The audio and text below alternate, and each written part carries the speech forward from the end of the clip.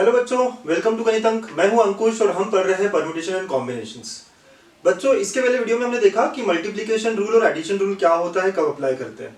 इस वीडियो में हम जानेंगे परम्यूटेशंस क्या होता है, व्हाट इज परम्यूटेशन, और फिर एग्जाम्पल्स कैसे सॉल्व करते हैं। ठीक है, अब जब हम परम्यूटेशंस पढ़ रहे हैं बच्चों, one of the most interesting topic है ये। बड़े इंटरेस्ट से पढ़ेगा और एक थिंकिंग डेवलप करेगी किस तरह हम अप्रोच करते हैं एग्जाम्पल्स को। चलिए, मेरा पहला क्वेश्चन यही होता है जो आपका भी होगा। मेरा क्वेश्चन ये है कि व्हाट इज परम्यूटेशन, क्या होता है ये परम्यूटेशन। मैं इसको पी लिखता हूँ, ठीक है। सो क्या है परम्यूटेशन बच्चों? अगर एक वर्ड में कहूँ तो permutation is synonymous to arrangement. Arrangement को हम परम्यूटेशंस कहते हैं। अरेंजमेंट्स, कोई भी ऑब्जेक्ट्स को अरेंज करना, राइट। लेट अस से दो ऑब्जेक्ट्स है मेरे पास, ए और बी, तो इनको अरेंज कैसे कर सकते हो? या तो ए बी आएगा या बी ए आएगा। So thus they are arranged in two ways। ठीक है बच्चों, अगर मेरे पास तीन ऑब्जेक्ट है ए बी सी और इनको अरेंज करना है तो ए से शुरुआत होगी तो बी सी हो सकता है, ए से शुरुआत होके ए सी बी भी हो सकता है, बी से शुरुआत हुई तो ए सी हो सकता है, बी से शुरुआत होके सी ए भी हो सकता है, सी से शुरुआत हुआ तो ए भी हो सकता है और बी हो सकता है।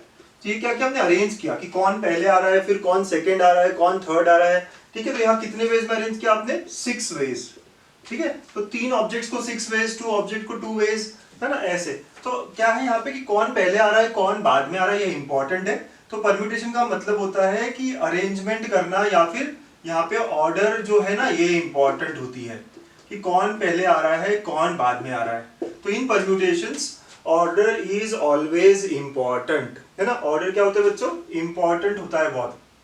ठीक है, तो ये है परम्यूटेशन कि अरेंजमेंट ऑफ ऑब्जेक्ट या अरेंजमेंट्स बोल सकते हैं। तो अगर आप एक वर्ड जब भी बोलोगे, कोई पूछे आपको कि परम्यूटेशन क्या है, आप बोलोगे सर अरेंजमेंट ऑफ ऑब्जेक्ट्स, या it is nothing but arrangements of things. जो भी हमारी चीजें रहेगी उनको हम परम्यूट करेंगे, मतलब अरेंज करेंगे। ठीक है, तो ये बात है बच्चों परम्यूटेशन की। तो आज हम परम्यूटेशंस के बारे में बात करेंगे। हमारा टॉपिक परम्यूटेशंस एंड कॉम्बिनेशंस है। कॉम्बिनेशन को हम थोड़ी देर के लिए बाहर रखते हैं, बाजू में करते हैं। पहले हम परम्यूटेशंस जानते हैं क्या होता है। ठीक है बच्चों, तो ऑर्डर इंपॉर्टेंट होता है यहाँ पे और अरेंजमेंट्स की बात की जा रही होती है। चलिए भाई, अरेंजमेंट की बात कर रहे हैं तो अरेंजमेंट करते हैं कुछ चीजों का।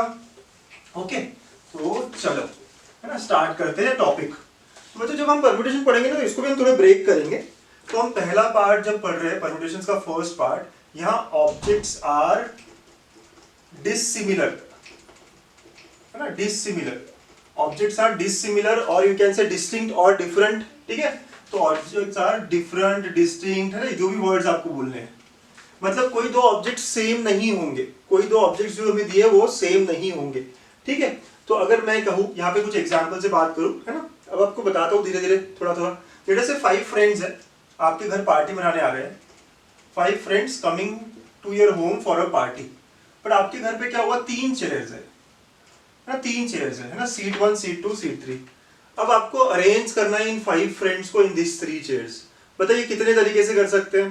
तो सर कैसे सोचा जाए, सोचना कैसे, समझिए। ये पहली चेयर है, लेट अस से फर्स्ट चेयर है, ठीक है, चेयर, सेकंड चेयर और ये थर्ड चेयर। सो अब पहली चेयर में कोई भी फ्रेंड बैठ सकता है। अच्छा, 5 फ्रेंड्स जो है वो पांचों अलग अलग होंगे ना, राइट। तो ऑब्जेक्ट डिस्टिंक्ट वाला केस चल रहा है। वैसे भी लोग अलग अलग ही होते हैं सब, राइट, कोई ट्विंस नहीं है इसमें, कोई आइडेंटिकल नहीं है उसमें। ठीक है, ओके। सुना, ये 5 फ्रेंड्स जो है सारे अलग अलग 5 इंसान है, इनको 3 सीट्स पे अरेंज करना है। तो कितने तरीके से मैं अरेंज कर सकता हूँ, यही तो हमें क्वेश्चन है। ठीक है, कितने? तो देखो, पहला सीट खाली है, ये 5 में से कोई भी यहाँ बैठ सकता है। तो yes, this first seat can be occupied in 5 ways, है ना। कितने तरीके से बेटा? 5 तरीके से, राइट। वो जो 5 फ्रेंड्स है उसमें से कोई भी एक बैठ जाएगा, कोई भी एक बैठ जाएगा। अब मैं कह रहा हूं जिसने पहली सीट ली ना उसको मैं अलाउ नहीं करूंगा सेकंड सीट लेने के लिए। कुछ लोग रहते हैं ना कि ये भी मेरी सीट, ये भी मेरी सीट, ऐसे करने वाले। बट यहाँ पे मैं केस क्या ले रहा हूँ, रिपीटेशन अलाउड नहीं है। मतलब कि जिसने एक सीट ऑक्यूपाई करा वो दूसरा सीट नहीं ले सकता। इसको कहते हैं हम लोग रिपीटेशन नॉट अलाउड। ठीक है, तो इसमें पहली बात जो हम कर रहे हैं वो क्या है? रिपीटेशन अलाउड नहीं है। ठीक है बच्चों, आपको समझना है ये सारी बातें। ठीक है, रिपीटेशन नॉट अलाउड। अब रिपीटेशन अलाउड नहीं है तो कोई एक बंदा यहाँ बैठ जाएगा, करेक्ट, कोई एक बंदा यहाँ बैठ गया। अब सेकंड सीट के लिए कितने ऑप्शन है बच्चों? सर एक बंदा तो बैठ गया, तो कितने खड़े हैं? अभी भी 4 लोग खड़े हैं। तो thus this second seat can be filled in 4 ways. Yes, है ना, 4 तरीके। अब देखो, एक और एक, 2 बंदे बैठ गए तो अभी भी कितने लोग खड़े हैं? 3।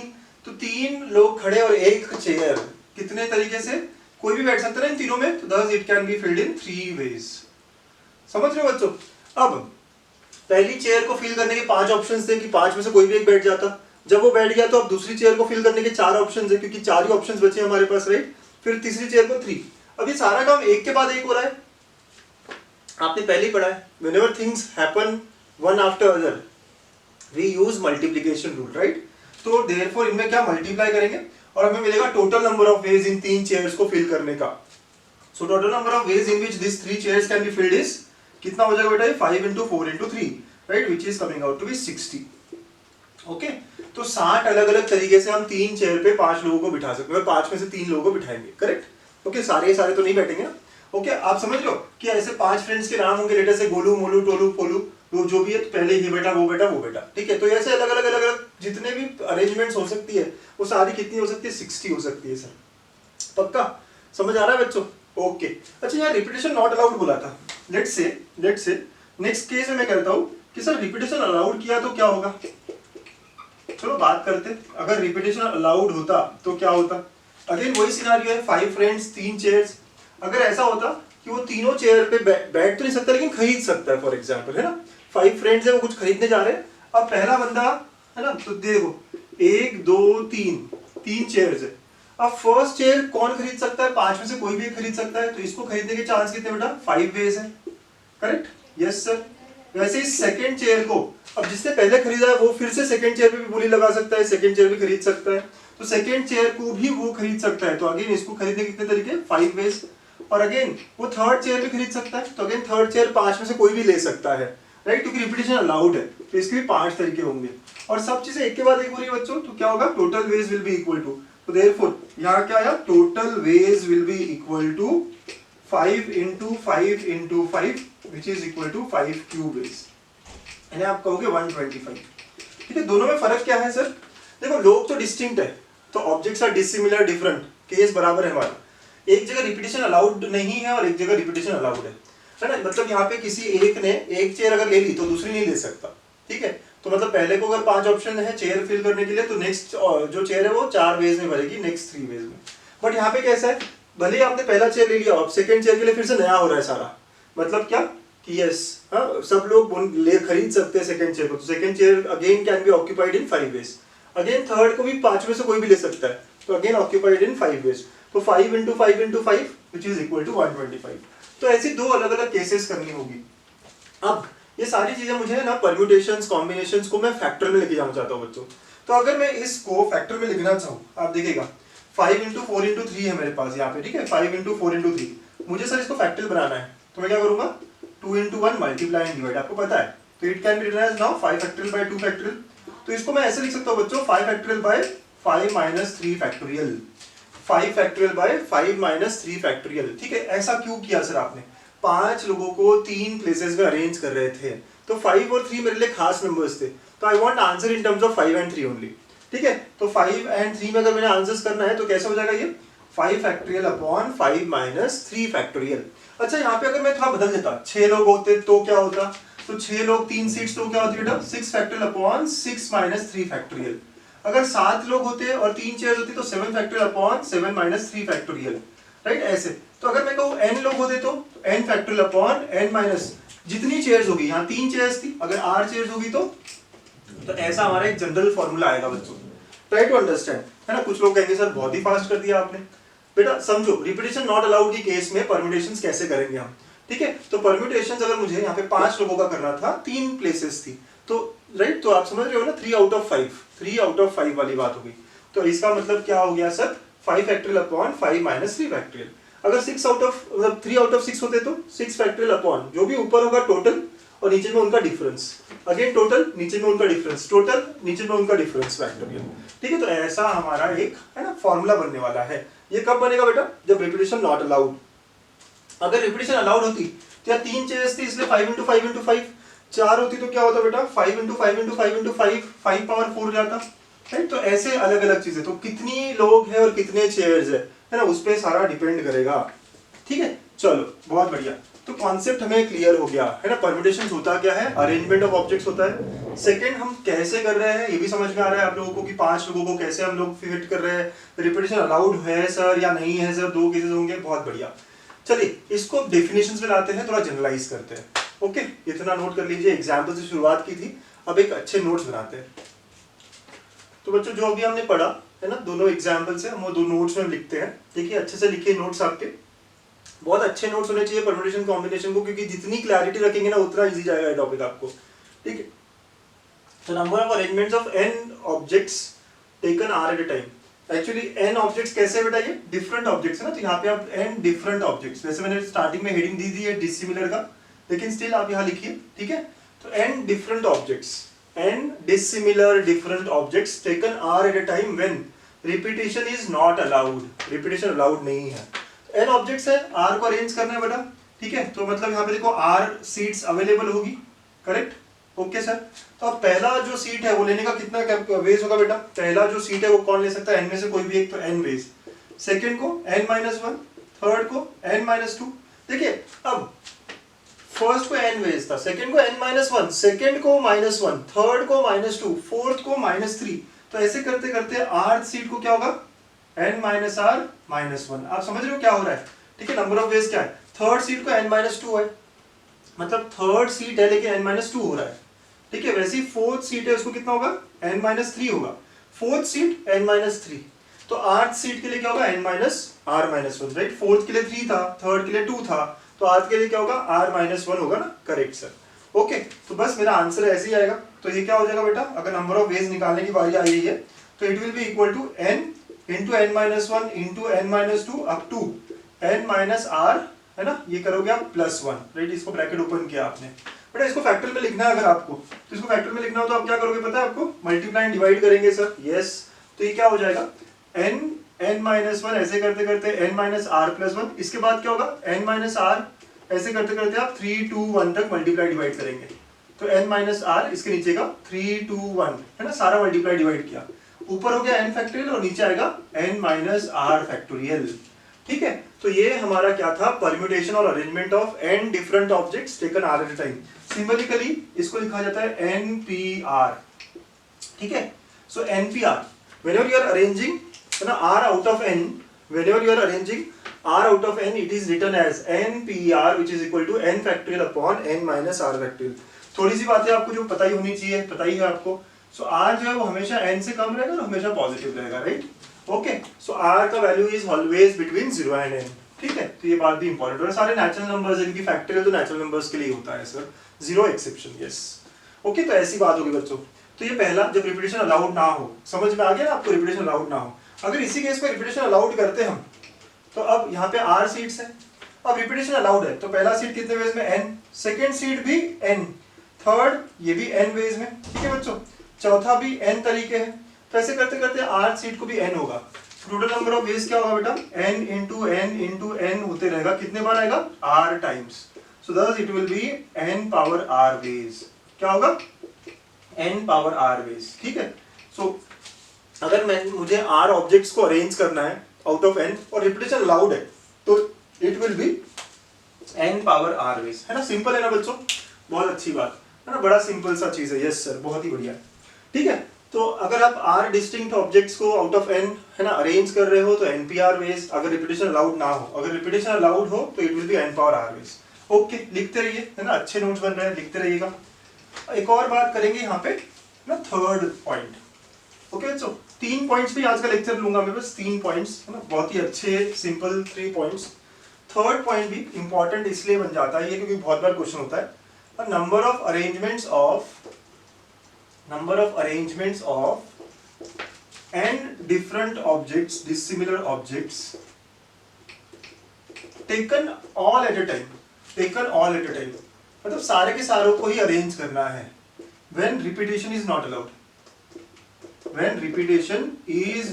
allowed, is, तो बच्चों वो क्या होगा, n, अगर आप r ले रहे थे तो क्या था आपका, r लेते तो npr हो जाता, इस बार ये सारे के सारे तो इट विल बी npn, और npn देखोगे तो ऊपर का फैक्टोरियल और नीचे डिफरेंस फैक्टोरियल होता है सर, यस बेटा। तो n factorial by 0 factorial, you all know, है ना, 0 फैक्टोरियल 1 होता है। सो thus it is done in n factorial ways. मतलब अगर आप 5 फ्रेंड्स को 5 जगहों में अरेंज करना चाहते हैं तो 5 लोग 5 प्लेसेस, तो thus it can be arranged in 5 factorial. Yes, कैसे होगा सर? रिपीटेशन अलाउड नहीं है, तो पहला प्लेस 5 तरीके से, सेकंड 4 तरीके से, फिर 3, फिर 2, फिर 1. यस सर, ये 5 फैक्टोरियल होता है. ठीक है, ऐसे अगर आपके पास 10 ऑब्जेक्ट्स है और 10 प्लेसेस है, ठीक है, 10 objects 10 places, 10 objects different in 10 places, तो can be arranged in 10 factorial ways. Correct बच्चों? तो ये थर्ड हमारा पॉइंट है. ठीक, सो ये 3 पॉइंट्स पे हम आज का सेशन करेंगे. ठीक है, क्वेश्चंस लेंगे अलग अलग, ऐसे क्वेश्चन जो मेंस में पूछे हुए भी है. ठीक है, सो क्या 3 पॉइंट हमने देख लिया ना अरेंजमेंट्स को लेके. चलो हाँ, नोट बना लिए अच्छे से, एग्जाम्पल स्टार्ट करें. ओके बच्चों, चलो स्टार्ट करते हैं. एग्जाम्पल बड़े इंटरेस्टिंग होंगे एग्जाम्पल्स. सो बच्चों क्वेश्चन नंबर 1, इसमें मैंने 4 अलग अलग केसेस लिए. तो arrangement of letters of the word garden. अब गार्डन वर्ड में लेटर्स कौन कौन से हैं? एक G है, फिर A है, फिर R है, फिर D है, फिर E है, फिर N है. ठीक है, तो ये 6 लेटर्स है यहाँ पे. ओके बच्चों, ठीक है, 6 लेटर्स अगर है, अब हमें बोला गया है कि you have to arrange them taken all at a time. चलो एक पहला 5th केस में लेता हूँ कि लेटर्स से टोटल अरेंजमेंट्स कितनी होंगी ये भी पता कर लेते हैं. ठीक है, total arrangements possible when taken all at a time. Okay, तो ना बच्चों गार्डन में 6 लेटर वर्ड्स है. अगर आपको सारे के सारे अरेंज करने हो तो टोटल नंबर ऑफ अरेंजमेंट्स कितने होंगे सर? 6 लेटर्स मतलब 6 जगह लगेगी, तो 6 लेटर्स 6 जगह पे आने चाहिए. तो कितने वेज में होंगे बता? Taken all at a time it is n factorial which is 720 ways. है ना, हम लोगों ने 7 फैक्टोरियल तक याद रखा होता है, आपको रखना चाहिए याद. ठीक है बच्चों, तो 6 फैक्टोरियल हो जाएगा taken all at a time या total arrangements. So whenever we have to arrange all the words using the letters of the word garden. ठीक है, तो GARDEN 6 लेटर्स है, तो 6 के 6 अरेंज करने हैं आपको, तो टोटल अरेंजमेंट्स कितना होगा? 6 फैक्टोरियल व्हिच इज 720. ठीक है, अब कुछ क्वेश्चंस यहाँ ऐसे है. It starts with G. बच्चों G जो है ना, ये पहला लेटर फिक्स्ड है, तो अब हमारे पास अरेंजमेंट्स कितना करने के लिए है? 5 है. राइट, 5. और कहीं बोला नहीं है रिपीटेशन अलाउड है या नहीं है. राइट, तो जब ऐसा कुछ बोला नहीं होता तो हम रिपीट नहीं करते हैं. अगर रिपीटेशन अलाउड है तो वहां मेंशन किया होगा रिपीटेशन इज अलाउड. ठीक है, यहाँ पे जितने लेटर्स दिए उतने बार ही हमें उनको यूज करना होगा. ठीक है, तो अब GARDEN. ओके, तो G तो यूज हो गया. अब 5 लेटर्स बचे हैं हमारे. राइट, G यूज्ड है, 5 लेटर्स बचे हैं, और यहाँ कितनी पोजीशंस है? 5. तो 5 letters in 5 positions can be arranged in 5 factorial veg. Sir समझ नहीं आया, G से स्टार्ट होने वाला बोला है बेटा, तो G तो फिक्स हो गया पहले पोजीशन पे, अब इसको नहीं हटा सकते आप. तो आपके पास 5 खाली जगह है आगे और 5 लेटर्स बचे हुए हैं. 5 लोग 5 जगह, 5 लेटर्स 5 पोजीशंस, तो देयरफॉर 5 इन 5 कितने वेज में होगा बेटा? 5 factorial veg which is 120 ways of arrangement. समझे? अब next second case starts with G and and with N. तो कुछ 6 लेटर वर्ड बनाना है बच्चों हमें, तो हमेशा G स्टार्टिंग में है, N आखिरी में है, तो इन दोनों को हम हटा सकते हैं क्या? नहीं, इन दोनों को हम कुछ भी नहीं कर सकते.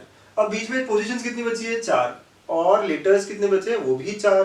तो 4 letters in 4 places can be arranged in 4 factorial veg which is 24. बच्चों समझ रहे हैं ना, 4 लेटर्स बचे हैं और 4 जगहें बची है. सर हम रिपीट कर सकते हैं या नहीं कर सकते, ये कैसे समझा आपको? जब कुछ नहीं दिया होता है, मतलब एक एक बार है ये लेटर्स, तो हमको एक एक बार ही यूज करना है. राइट, यही अपना तरीका होता है. अब इस बार बोला गया है G and N eight extreme positions. अच्छा, अब थोड़ा सा सर ये एक्सट्रीम पोजीशंस है बेटा, ये भी है, और एक और हो सकती है ना, N और G हो सकता है. करेक्ट बच्चों? ओके, तो एक्सट्रीम पोजीशंस बोला मतलब फर्स्ट और लास्ट जो है वो G और N हो सकते हैं. तो G हो गया फर्स्ट पे एक बार और G हो गया लास्ट पे एक बार. ठीक है, तो ये एक्सट्रीम पोजीशंस होगी. तो बेटा पहले केस में कितना हो गया? 4 फैक्टोरियल. नेक्स्ट केस में 4 फैक्टोरियल. अच्छा, कैसे सर 4 फैक्टोरियल? 4 लेटर्स बचे हैं, इसमें 4 पोजीशंस. करेक्ट, लेकिन एक टाइम पे कोई एक ही होगा ना, या तो ऊपर का केस होगा या नीचे का केस. सो आइदर और है इसमें. यस सर, तो प्लस हो जाएगा. तो देयरफॉर मेरा आंसर क्या होगा बेटा? 2 into 4 factorial which is 48 ways. Sir ये थोड़ा समझ नहीं आ रहा है, एकदम क्लैरिटी लेनी है आपको. देखो 2 तरीके से हो सकता है ना, G और N अरेंज. G और N अरेंज आपस में कितने तरीके से हो सकते हैं? 2. तो इसलिए ये 2 आया और बाकी बचे हुए इन 4 फैक्टोरियल. राइट, 2 तरीके हैं बताने के मेरे भी. राइट, एक तो या तो पहला केस लेंगे या दूसरा केस लेंगे, तो उसमें एडिशन हो गया, या फिर मैं कहूंगा G और N आपस में कितने वेज में अरेंज हो सकते हैं? 2 वेज. एंड जो बीच के 4 लेटर्स है they can arrange themselves in 4 factorial. Understood बच्चों? अब next vowels occupy even places. चलो भाई 6 प्लेसेस दिखा दे पहले. ओके, तो ये इवन है, ये इवन है, ये इवन है, तो 3 प्लेसेस हमारे पास इवन प्लेसेस है बच्चों. इसमें वॉवेल कितना है? 1, 2. तो ये जो वॉवेल्स है ना ये 3 में से कहीं 2 जगह आने चाहिए, ठीक है। तो 3 में से 2 तो कितने वेज में अरेंज हो सकता है बेटा? 3 में से 2 3p2 जो क्या होता है 3 फैक्टोरियल अपॉन 3 माइनस 2 फैक्टोरियल। बहुत अच्छे। देखो बच्चों समझो बात, 3 इवन प्लेसेस थे हमारे पास, तो 3 में से हमें 2 प्लेसेस देनी है क्योंकि 2 ही वॉवेल्स है, तो कोई तो 2 ऑक्यूपाई कर लेंगे वो, ठीक है। अब 2 ऑक्यूपाई कर लिया, बचे कितने 4 प्लेसेस और किसे देने हैं 4 कंसोनेंट्स। तो rest of the 4 places can be given to 4 consonants in 4 factorial ways. Okay बच्चों, तो हम सॉल्व करेंगे इसको, तो it comes out to be 6 into 24, ठीक है, which is equal to 144 ways. Okay, तो ऐसे हमें सॉल्व करना है ना। क्वेश्चंस में क्लैरिटी बहुत अच्छे से लानी है। इस क्वेश्चन में बोला था आपको कि इवन प्लेसेस देने, तो कितने इवन प्लेसेस है 3, कितनी जगह लगेगी इनको 2, तो that can be arranged in 3p2 veg.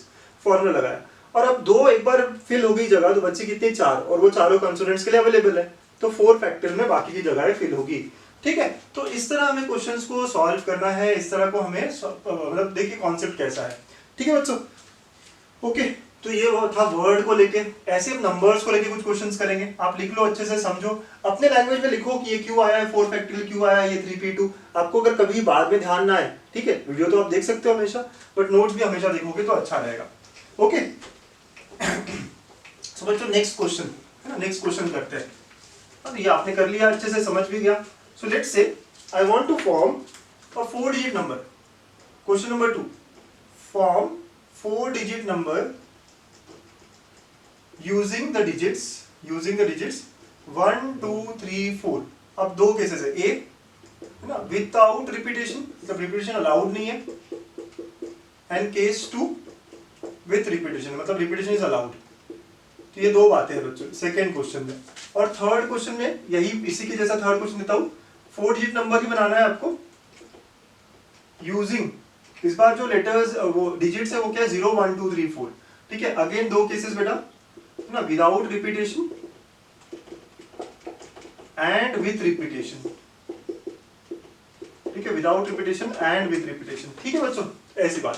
तो ये 2 केसेस में, अच्छा इन दोनों में फर्क क्या पता है? एक बार 0 आया और एक बार 0 नहीं आया। चलिए, तो एक बार 0 आया और एक बार 0 नहीं आया, ठीक है। तो वही बात है कि 0 आना और 0 नहीं आना, ठीक है, ये इंपॉर्टेंट हो जाता है बहुत बार। अच्छा 4 डिजिट नंबर बनाना है हमको, यस सर। चलो 4 जगह दिखा देते हैं हम लोग। अब पहले केस में क्या बोला बेटा, रिपीटेशन अलाउड नहीं है, रिपीटेशन अलाउड नहीं है, 4 जगह 4 प्लेसेस, तो कितने वेज में अरेंज हो जाएंगे 4 फैक्टोरियल, खत्म 24, ठीक है 24 वेज। क्योंकि जो नंबर एक बार यूज हो गया वो हम फिर से नहीं यूज कर पाएंगे, ठीक है। तो अगर मैं और एक तरीके से बताऊं तो इसको फिल करने का 4 तरीका, इसको 3, इसको 2 और इसको 1, या डायरेक्टली हमें 4 प्लेसेस 4 डिजिट्स, ठीक है, खत्म। नेक्स्ट केस इंपॉर्टेंट है ना, यहाँ रिपीटेशन अलाउड है।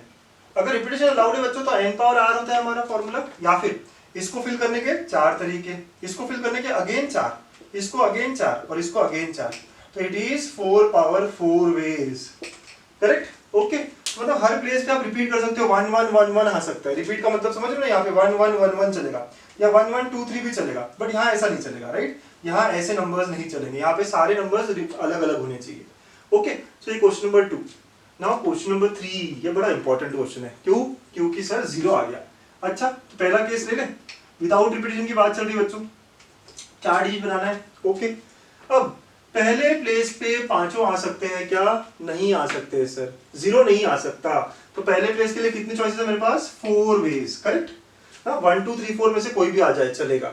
अब सेकेंड प्लेस में देखो 1 2 3 4 में से कोई एक यहाँ बैठ गया, ठीक है, रिपीटेशन अलाउड नहीं है ना, विदाउट रिपीटेशन बोला गया, विदाउट रिपीटेशन वाली बात चल रही है।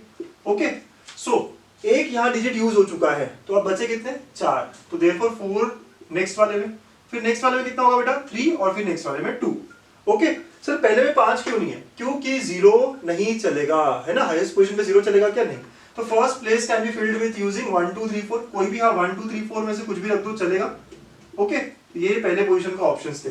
सेकंड पोजीशन में अब जो यूज हो गया इसमें से वो तो ठीक है गया, लेकिन बचे हुए 4 में से अब 0 भी चलेगा, कोई भी चलेगा, राइट। तो 4, फिर 2 यूज हो गए तो 3, फिर 3 यूज हो गए तो 2। तो इसका कैलकुलेशन करेंगे हम, देखो क्या मिल रहा है, 6 × 16 96 वेज। ओके बच्चों, अब अगर रिपीटेशन अलाउड है, अगर रिपीटेशन अलाउड है तो फर्स्ट प्लेस में क्या होगा बेटा? Again 4 ways, but second place में we can have any of the 5, correct. तो 5 × 5 × 5 कितना होगा बेटा? ये 4 × 5 क्यूब, और you can say 20 × 25, correct. Okay, तो ये हमारा आंसर दे देगा बच्चों। कितना आएगा देखो, तो 500 वेज आ गया। बच्चों समझ रहे हैं? ओके, तो आपको सिर्फ पहला प्लेस ध्यान देना पड़ेगा, जीरो नहीं होना चाहिए। पहला प्लेस जीरो नहीं होना चाहिए, तो जीरो को डिस्कार्ड किया। आई हैव 4 ऑप्शंस, और फिर नेक्स्ट है ना 5 में से कोई भी चलेगा बिकॉज रिपीटिशन अलाउड है। तो ऐसे इंटरेस्टिंग क्वेश्चंस है ना, हम लोग आराम से सॉल्व कर सकते हैं, बड़े अच्छे अच्छे क्वेश्चंस। ठीक है, तो नोट डाउन करिए। और एक क्वेश्चन देखते हैं, प्लीज नोट डाउन बच्चों। Question number 4, how many 6 digit odd numbers, 6 digit odd numbers, इसको हाईलाइट कर लेते हैं। Odd numbers that greater than, अच्छा ग्रेटर दैन भी बोला गया, ये भी हाईलाइट कर लो। हाँ, that can be formed using the digits.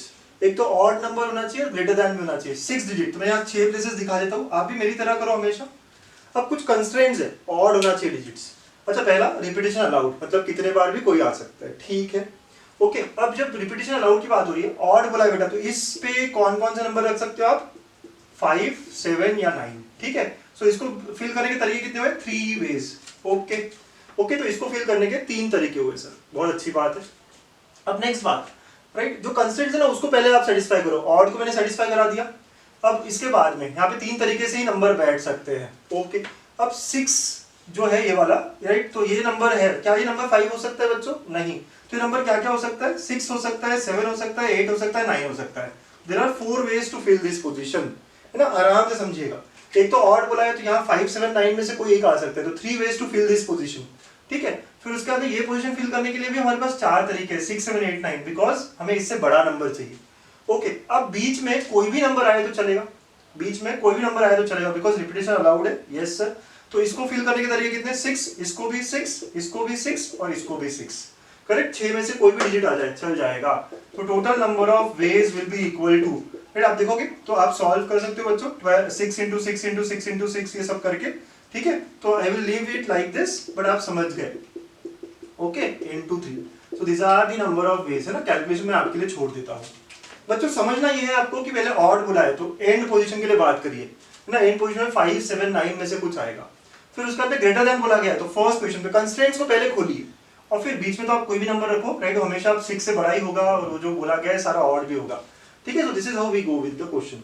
अच्छा, अब नेक्स्ट केस, रिपीटेशन जब अलाउड नहीं होता, अब इंटरेस्टिंग बनती है बच्चों बातों, ठीक है। रिपीटेशन अलाउड नहीं है तो अब क्या होगा? सर ऑड भी चाहिए और ग्रेटर भी चाहिए।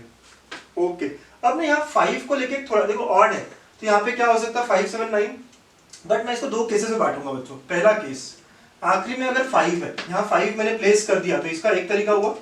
5 मतलब रिपीटेशन अलाउड नहीं ना, 5 यहाँ चला गया। ओके बच्चों, यहाँ पे अब आपको क्या मिल सकता है? यहाँ पे हम 6, 7, 8, 9 कुछ भी रख सकते हैं, यस ना। तो 4 ways to fill this position. Okay, तो देखो 2 नंबर्स आपने यूज कर लिए बच्चों, है ना। 2 नंबर्स यूज कर लिए। अब इसके तरीके कितने होंगे, है ना? इसका 4, इसका 3, इसका 2, इसका 1, तो 10 हमें क्या मिला? है 4 इंटू 4 फैक्टर। अगेन यहाँ मैं सिर्फ और सिर्फ 5 को रख रहा हूँ। ऐसा क्यों किया सर आपने? क्योंकि 5 पहले पोजीशन पे नहीं आ सकता, तो कंस्ट्रेंट है ना 5 को लेके, क्योंकि हमें नंबर ग्रेटर चाहिए था, तो 5 को लेके कंस्ट्रेंट है, तो इसलिए मैंने क्या किया? 5 को यहाँ रखा। 5 को यहाँ रखा तो 5 यूज हो गया। अब हमारे पास यहाँ रखने की चॉइसेस क्या है? 6, 7, 8, 9, कोई भी रख सकते हो, क्योंकि ग्रेटर चाहिए हमें, तो 4 तरीके, और बचे हुए 4 डिजिट्स कहीं पे भी आ जाए, तो that can mean 4 factorial. Okay बच्चों, तो ये फर्स्ट केस हुआ। सेकेंड केस, अगर यहाँ 7 या 9 में से कोई आता है, और चाहिए आपको 7 या 9, मतलब I have 2 ways to fill this. अब 7 या 9 में से कोई एक यहाँ आ जाएगा, तो यहाँ पे क्या होगा? राइट, यहाँ पे 4 नहीं रहेंगे, अब कितने रहेंगे? 3 वेज ही रहेंगे। क्यों? क्योंकि 7 या 9 में से एक ऑक्यूपाई हो चुका है, राइट। यहाँ पे पोजीशन भरने के लिए हमारे पास कितने चॉइसेस थे? 4 चॉइसेस थी पहले। बट अगर यहाँ पे 7 और 9 में से एक पकड़ लिया हमने, और रिपीटेशन अलाउड नहीं है, 7 या 9 में से कोई एक चीज यहाँ आ गई है और रिपीटेशन अलाउड नहीं है, तो यहाँ पे हम लोगों का कितना वेज हो जाएगा फिल करने का पोजीशन? 3 तरीका, क्योंकि उसमें से एक यहाँ चला गया। लेट अस अज्यूम यहाँ 9 चला गया, तो यहाँ 6, 7, 8 में से कोई एक आएगा, ठीक है। तो 3 वेज टू फिल दिस, और बीच के 4 इन 4 फैक्टोरियल वेज। ओके, तो बस ये क्या हो गया? 6 इंटू 4 फैक्टोरियल। अच्छा बच्चों, या तो केस 1 होगा या केस 2 होगा, तो we can add them. So total number of ways कितना हो जाएगा बच्चों? देखो, तो thus it will be 240 veg, ठीक है। ये आप निकालोगे, देख लेना, तो ये कितना हो रहा है? 96, और ये आप निकालोगे तो देख लो 144। तो therefore total number of ways will B, या तो केस 1 होगा या केस 2 होगा, एक साथ तो नहीं हो सकती सर, एक के बाद एक नहीं हो सकती सर, ठीक है। तो समझ लो क्वेश्चन को कैसे करना है। इंटरेस्टिंग क्वेश्चंस होते हैं बहुत बहुत, बस समझिए कि 6 लाख से ऊपर वाला बोला गया है ना। तो हमारे पास कंस्टेंट और भी बोला गया है, रिपीटेशन जब अलाउड था तब तो बढ़िया आराम से हम लोगों ने कर लिया, बहुत इजी था। रिपीटेशन अलाउड ना होते हुए जब हमें करना हो तो भाई यहाँ पे मैंने दो अलग अलग केसेस लिए। सर मुझे समझ ही नहीं आ रहा आपने दो अलग अलग केसेस क्यों लिए, है ना, ये आपका क्वेश्चन हो सकता है। बच्चों 5 यहाँ रहेगा ठीक है, लेकिन यहाँ नहीं आ सकता, there is a constraint on 5 here, ठीक है, यहाँ नहीं आ सकता। तो देयरफॉर मैं क्या करता हूँ, 5 को लिया या 5 को नहीं लिया लास्ट पोजीशन पे, उसके हिसाब से 2 डिवाइड करता हूँ। कुछ लोग कहेंगे सर मेरा भी आंसर ऐसे ही आया है लेकिन मैंने अलग अप्रोच किया है। बच्चों जस्ट टू क्लियर कि आपका अप्रोच सही है या नहीं, आप कमेंट में डालिए। I would like to reply कि आपका अप्रोच सही है या नहीं है, क्योंकि परम्यूटेशंस को आप अलग अलग अप्रोच से सॉल्व कर सकते हैं। ठीक है, आज का स्टार क्वेश्चन, ठीक है, तो the number of 4 digit numbers strictly greater than 4321 that can be formed using the digits 0 1 2 3 4 5 repetition is allowed is. बच्चों 2019 मेंस का क्वेश्चन है ना। आपका अगर ये क्वेश्चन अच्छे से सॉल्व हो जाता है तो I would be very happy, मतलब कि ये लेक्चर अच्छा आपको समझ आया है। और इसका सॉल्यूशन देखने के लिए आपको मेरा टेलीग्राम चैनल को सब्सक्राइब करना पड़ेगा, लिंक रहेगी डिस्क्रिप्शन में है। ठीक है, इसके बाद का लेक्चर जो है ना, अगला वीडियो पक्के से देखिएगा। एक वर्ड को लेकर हम बहुत सारी अलग अलग बातें करेंगे। ऑलवेज टुगेदर, नेवर टुगेदर, 3 लोग साथ में, 3 लोग अलग अलग, बहुत सारी अलग अलग बातें करेंगे। तो अगला सेशन जो रहेगा ना बहुत ही इंपॉर्टेंट है आपके लिए, बहुत कुछ समझा के जाएगा आपको। ठीक है, तो परम्यूटेशन कॉम्बिनेशन इंटरेस्टिंग, कनेक्टेड रहिए। Thank you.